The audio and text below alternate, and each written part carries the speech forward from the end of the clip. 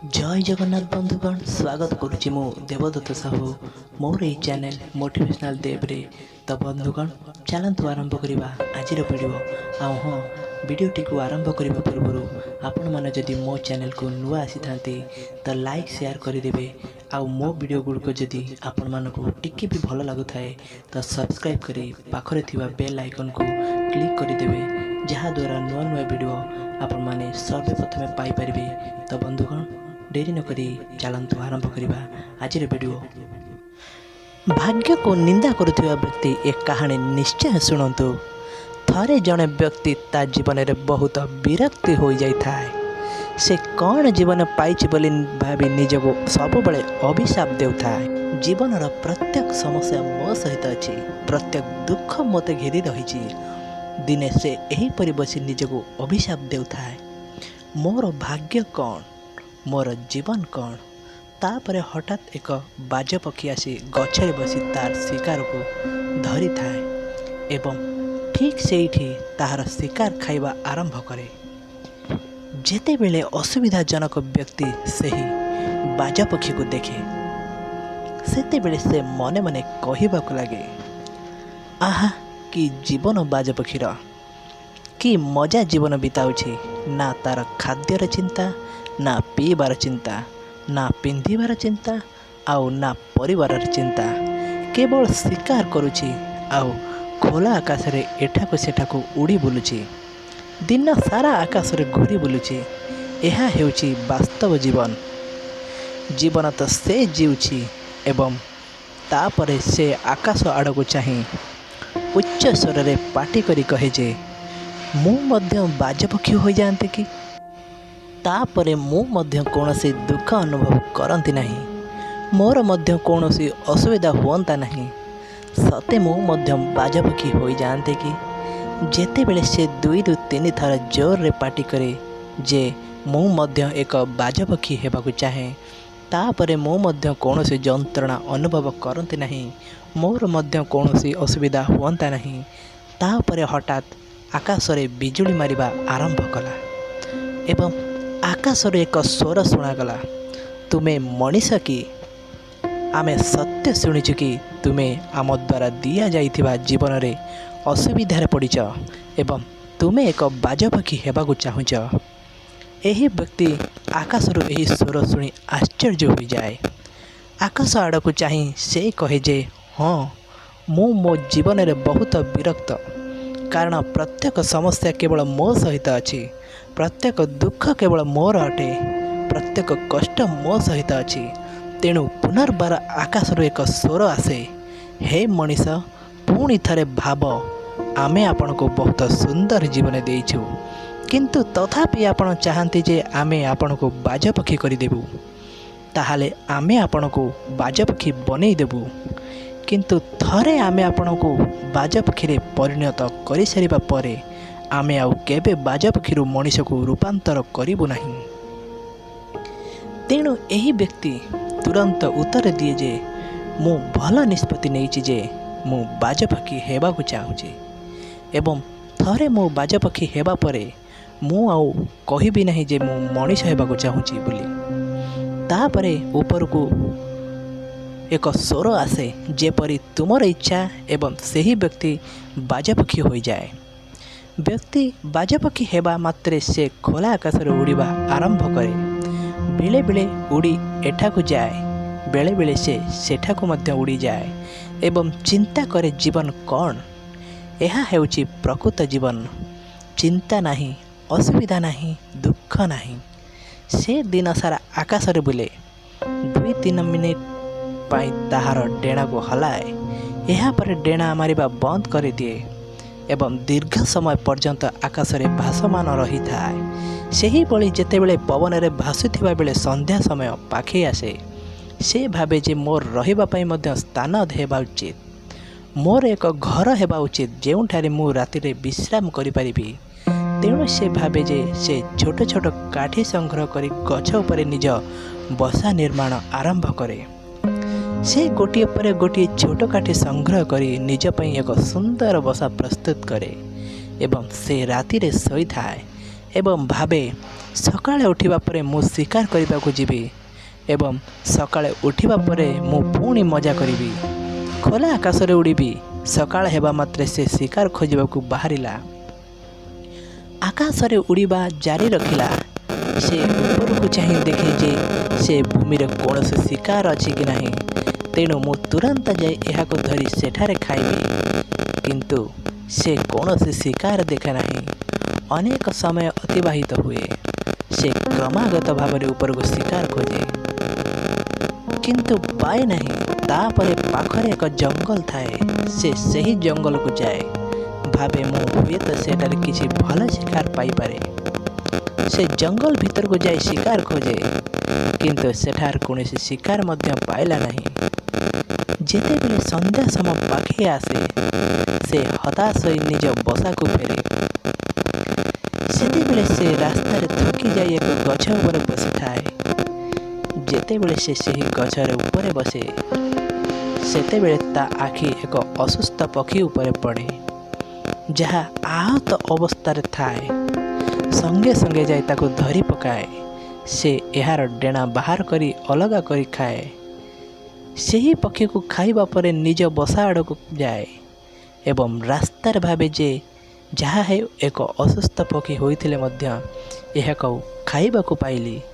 ସେ ନିଜେ ବସା ପାଖରେ ପହଞ୍ଚି ବିଶ୍ରାମ ଆରମ୍ଭ କରେ ଏବଂ ସେ ଭାବେ ଯେ ସେ ସକାଳେ ଏକ ଭଲ ଶିକାର କରିବ ଏବଂ ଭୋକ ମେଣ୍ଟାଇବ।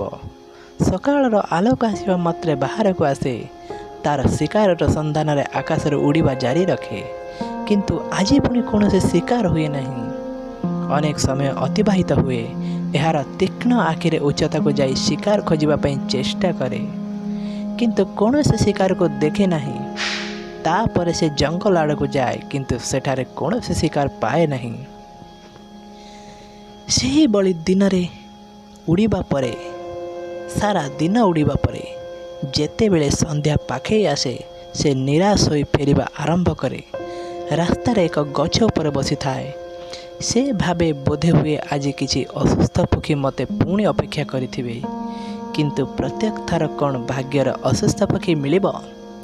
ଆଜି କୌଣସି ଅସୁସ୍ଥ ପକ୍ଷୀ ବି ମିଳେ ନାହିଁ। କ୍ଳାନ୍ତ ହୋଇ ସେ ନିଜ ବସା ଆଡ଼କୁ ଫେରିଯାଏ ଏବଂ ବସାରେ ପହଞ୍ଚିବା ପରେ ସେ ଭୋକିଲା ଓ ଶୋଷିଲା ଅବସ୍ଥାରେ ଶୋଇବାକୁ ଯାଏ।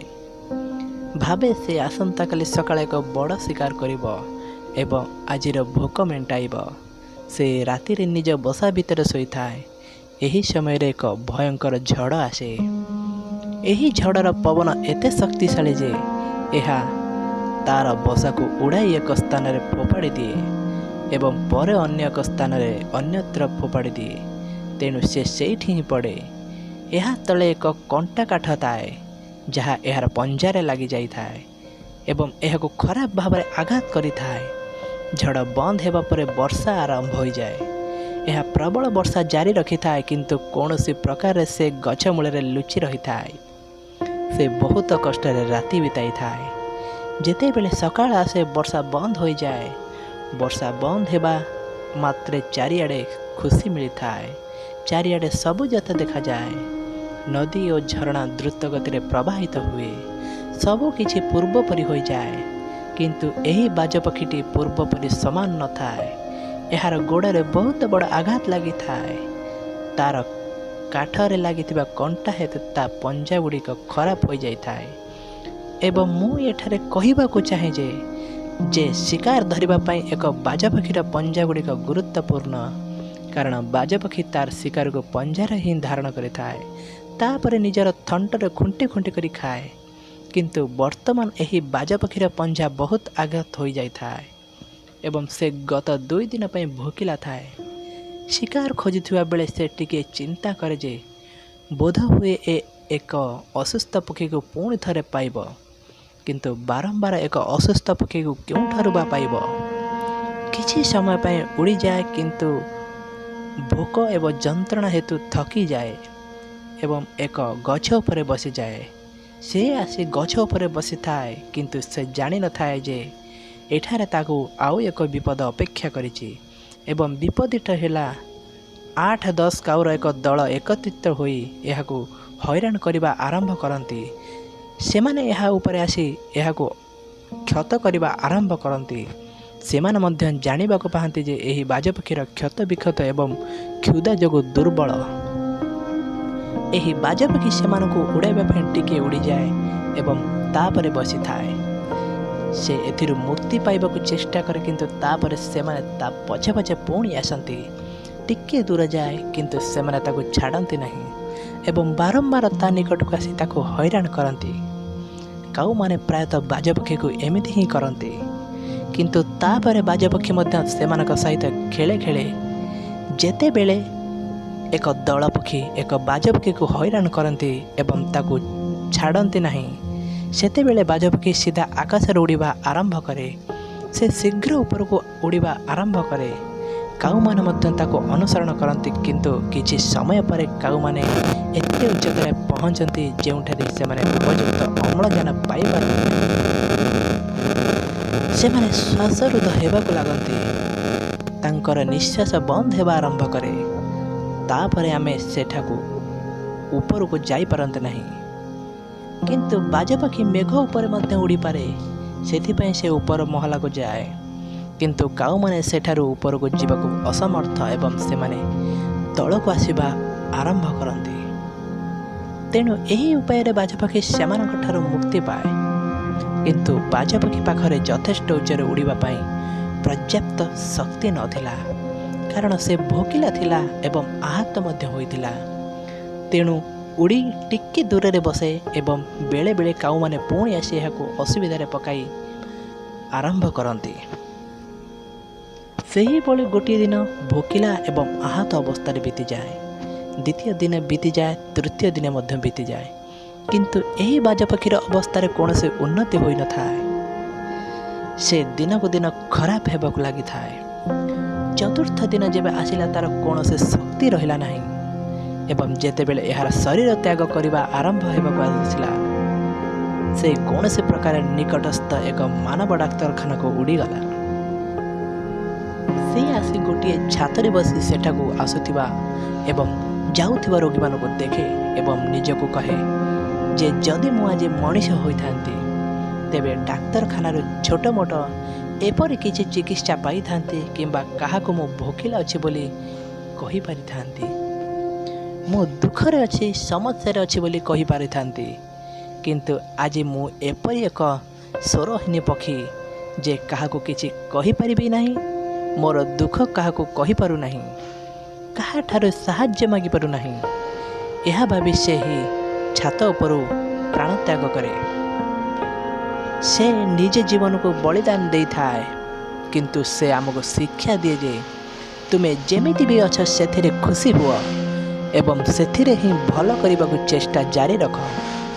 ଏହି ବିଷୟରେ ଚିନ୍ତା କର ନାହିଁ ଯେ ମୁଁ ଯଦି ଏମିତି ହୁଅନ୍ତି, ମୁଁ ଯଦି ସେପରି ହୋଇନଥାନ୍ତି, ମୁଁ ଏମିତି ବନିଗଲି, ମୁଁ ସେମିତି ବନିଗଲି। ତୁମେ ଯାହା ହେବା ପାଇଁ ସୃଷ୍ଟି ହୋଇଛ, ସେହି ଭାବରେ ତୁମେ ଯଥାସମ୍ଭବ ଚେଷ୍ଟା କରିବାକୁ ଚେଷ୍ଟା ଜାରି ରଖ। ବନ୍ଧୁଗଣ, ଏହି କାହାଣୀ କଳ୍ପନାଶୀଳ, କିନ୍ତୁ ଏହା ଆମ ଜୀବନକୁ ଏକ ଗୁରୁତ୍ୱପୂର୍ଣ୍ଣ ନିୟମ ଶିଖାଏ ଯେ ଆମେ ଯେପରି ଅଛୁ ଭଲ ଅଛୁ, ସେହି ଭାବରେ ଆମର ଯଥାସମ୍ଭବ ଚେଷ୍ଟା କରି ରହିବା ଉଚିତ। ଭିଡ଼ିଓଟି ଯଦି ଆପଣଙ୍କୁ ଭଲ ଲାଗିଥାଏ, ଭିଡ଼ିଓଟିକୁ ଲାଇକ୍ କରି କମେଣ୍ଟ ବକ୍ସରେ ଜୟ ଶ୍ରୀକୃଷ୍ଣ ଜୟ ଶ୍ରୀରାମ ଲେଖନ୍ତୁ। ତ ବନ୍ଧୁଗଣ, ଆଜି ପାଇଁ ତ ସମୟ ହୋଇଯାଇଛି। ପୁଣି ଦେଖା ହେବ ଆସନ୍ତାକାଲି ଏକ ନୂଆ ଭିଡ଼ିଓ ସହିତ। ସେହି ପର୍ଯ୍ୟନ୍ତ ପ୍ରଭୁ ଜଗନ୍ନାଥ ଆପଣଙ୍କୁ ହସ ଖୁସିରେ ରଖିଥାନ୍ତୁ। ତ ବନ୍ଧୁଗଣ, ରହୁଛି ଜୟ ଜଗନ୍ନାଥ।